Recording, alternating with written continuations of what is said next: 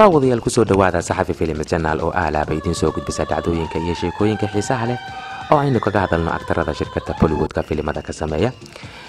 daawadayaal barnaamijkan waxa aynu kaga hadli doonaa labada aktar ee kala ah Dharmendra iyo Salman Khan. haddaba labadan jilaa waxaa dhex martay dhacda la yaab leh oo ka wada fijicisay taageerayaasha labadan jilaa. haddaba maxay tahay qisada yar ee kooban ee Dharmendra iyo Salman Khan dhex martay? Salman Khan ayaa waxa uu ku jiraa maalmihiisii wanaagsanaa kadib sii deyntiisii filimkiisii Tiger Zindagi Hai oo maalintiisii 11aad saaran tiyaatarada dunida. haddaba jilaagan ayaa booqasho waxa uu ku booqday Dharmendra xilli uu si kadisa ugu booqday Dharmendra oo waqtigaasi ku sugnaa beertiisa.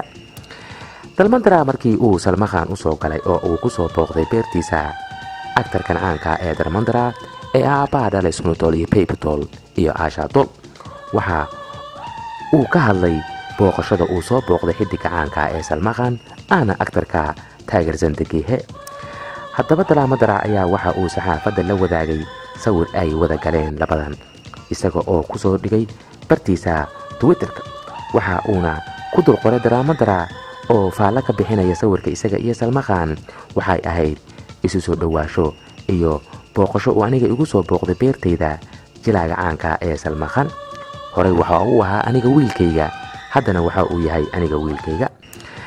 aktarkan Salman Khan iyo jilaaga caanka ee Dharmendra waxa ay horey u wadaageen muuqaal ay filimkooda daadihinayeen sanadku markuu ahaa 1998. waana filimka lagu magacaabo Pyari Kiya To Darna Kiya. filimkaasi waxaa la daadihinaysay oo Trisha ka ahayd aktarada caanka ee Kajal. haddaba wadajilada filimkaasi kadib maxaa ay tahay sababta iyo booqashada ka dambaysa in uu Salman Khan ku booqdo Dharmendra beertiisa? haddaba arrintaasi waxaa ka hadlay oo si toosa saxaafadda ugu soo bandhigay rugcadaaga dhalay Sunutol waa Dharmendra, isaga oo sheegay in aktarkan uu yahay aktar legendary amaba cabqari filimaanta muddo badan ku soo jiray waa Salman Khan.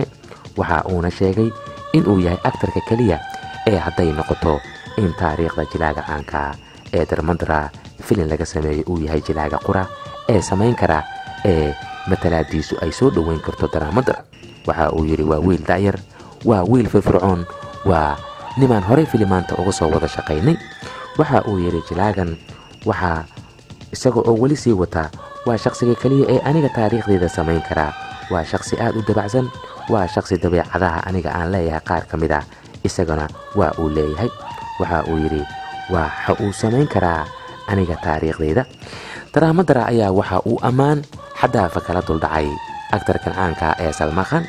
saxaafaddu arrintaasi ka hadlaysana waxa ay sheegtay ammaanta uu Dharmendra kala duldhacay Salman Khan ma waxa uu soo dhaweysanayaa inuu noqdo Salman Khan shakhsiga u samayn doona filimka taariikhda Dharmendra iyo qaabkii uu ku soo galay jileenka cidda samayn doonta, sida jilaaga caanka ee Ranbir Kapoor uu u sameeyay taariikhda jilaaga caanka ee Sanjay Dutt.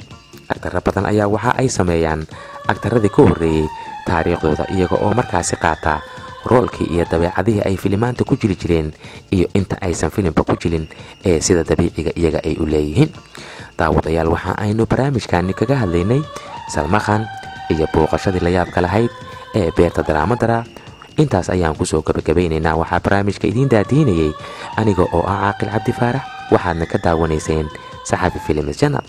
daawadayaal intaynu barnaamijkan lamida ku kulmayno innagoo isku duuban oo abbaada saxafi filmisna waxaynu idinkaga tegaynaa sidaa iyo nabadgelyo iyo is aragti dambe oo xiiso leh.